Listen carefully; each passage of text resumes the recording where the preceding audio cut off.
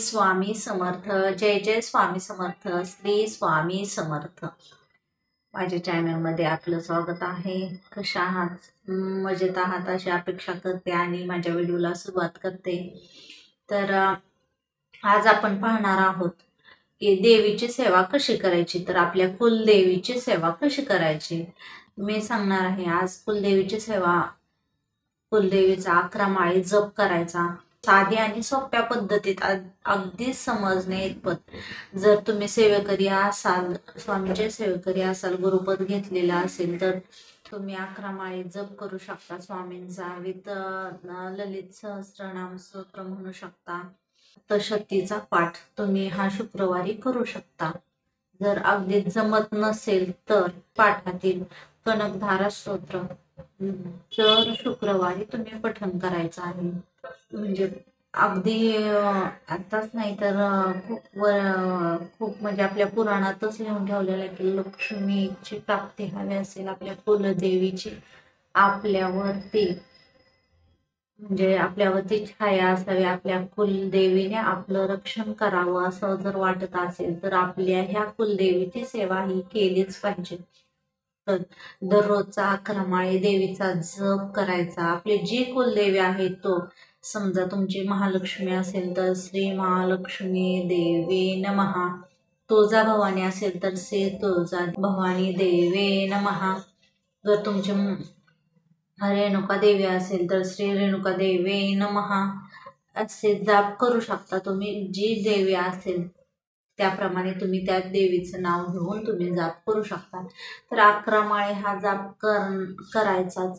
जरी आपल्याला सेवा करण्यास आपल्याला वेळ मिळत नसेल तर तो वेळ काढायचा आणि ती सेवा आपल्या कुलाच्या देवीला खुश करण्यासाठी ती सेवा आपण करायची म्हणजे करायची. तर सप्तशतीचा पाठ नसेल जमेल तर तुम्ही 11 माळी देवीचा जाप नित्य नेमाने करावा म्हणजे करावाच. कारण नाही केला तर आपल्या देवी नाराज होऊन आपल्याकडे, देवी आपल्या कुळाचं रक्षण करायला सहसा म्हणजे येण्यास खुश होत नाहीये थोडक्यात देवी. म्हणून आपण देवीला खुश करण्यासाठी आपण देवीचा जाप करणं हे खूप महत्वाचं आहे. तर देवीचा जाप केल्याने आपल्या शरीरातील निगेटिव्हिटी तर जातेच, पण आपल्या कुटुंबावरही तिची छाया राहते, आपल्या देवी मातेची छाया राहते. त्याच्यामुळे कुलदेवीची सेवा करण्यात कोणतीही कमी करू नका असं मी सांगेन तुम्हाला. कुलाचार केला पाहिजे तर देवीला पुरणपोळीचा नैवेद्य केला पाहिजे. आपण सवाष्ण घालतो तर त्या सवाष्ण आपण घातल्या पाहिजेत. सवाष्ण घातल्याने देवी आपल्यावर कृपा करते. देवीची कृपा आपल्यावर राहिल्याने आपण सुख समृद्धीच्या मार्गाकडे निघतो. आता आषाढ महिना आहे तर घातल्या नसतील तर आता ह्या महिन्यांमध्ये, आता आणखी 15 दिवस आहेत तर त्या महिन्यामध्ये तेवढ्या काळात देवीची सेवा करायला विसरू नका. तर ओटी असते, नारळ असतो, ओटीवर काजू, खारी, खोबरं, बदाम, वेलची, वेलदोडा, लवंग, रेशमी खण, रेशमी साडी आणि बांगड्या, आरसा वगैरे देवीच्या ओटीत भरून टाकायचा आणि देवीला ओटी भरायची. तर ती ओटी देवीची जर भरचाल तर तुम्हाला भरभरून देवी आशीर्वाद देईल आणि आपल्या कुळावर आशीर्वाद राहील. म्हणून कुळाच्या देवीचा हा मान सन्मान हा करायला कधीही विसरायचं नाही. खास करून चैत्र पौर्णिमा, आषाढ महिना, दिवाळीच्या ह्याच्यामध्ये आणि पौर्णिमेला, ह्या दिवशी शुक्रवार, मंगळवार ह्या दिवशी जरी नाही जमलं तरी ह्या वर्षातल्या ह्या महत्वाच्या दिवशी तरी देवीचा कुळाचार केला पाहिजे, ओटी भरली पाहिजे देवीची. तरच देवीचा आशीर्वाद आपल्यावर राहणार आहे.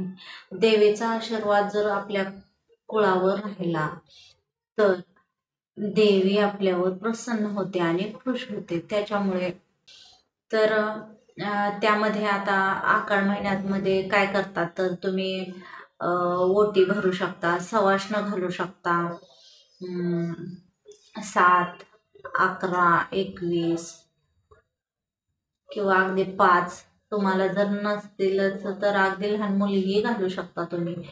तर अशा संवासना करू शकता. परत दररोज तुम्ही शुक्रवार मंगळवार देवीचा जाप करू शकता. म्हणजे केलाच पाहिजे, शब्द म्हणण्यापेक्षा केलाच पाहिजे. मी तर कराच म्हणेन. अगदी तुम्ही ही सेवा करा आणि अनुभव घ्या. जर शुक्रवार आणि अगदी तुम्हाला दररोज जर वेळ मिळतच असेल तर तुम्ही दररोज करू शकता. त्यासाठी जास्त वेळ काढायची गरज नाही. अर्धा तास अगदी देवीसाठी द्यावा. देवांसाठी अर्धा 1 तास देवाचं नामस्मरण करण्यामध्ये द्यावाच द्यावा. मी तर असंच म्हणेन, देवाशिवाय आपलं काहीही नाही. काही म्हणजे काहीही नाही. तर देवाला आपण जपल तरच आपलं देव रक्षण करणार आहे. त्याच्यामुळे देवाला हा वेळ दिलाच पाहिजे. आयुष्यातला आपला एक तास आपण 24 तासातला 1 तास जर देवासाठी दिला तर तोही अगदी पुरेसा आहे. पुन्हा पुन्हा आपल्याला 1 तास दिल्यानंतर हळूहळू 1 तास द्या, नंतर थोडा वेळ द्या, आणखी 1.5 तास द्या, 2 तास द्या. मग तुम्हाला असं त्या देवाचं एवढं ताकद आहे त्या नामस्मरणात की ती आपलं रक्षण तर करतच करणार तर आहेच, पण प्रत्येक गोष्टीत आपल्याला यश देणार.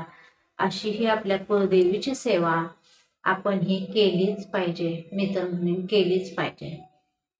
तर त्यामध्ये तुम्ही सप्तशतीचा पाठ मी तुम्हाला सांगितला, सवाष्ण सांगितले आणि 11 माळी जप सांगितला. आणि देवीला पौर्णिमेला, प्रत्येक पौर्णिमेला जमेल तर तुम्हाला उपवास करा. नाही जमेल तर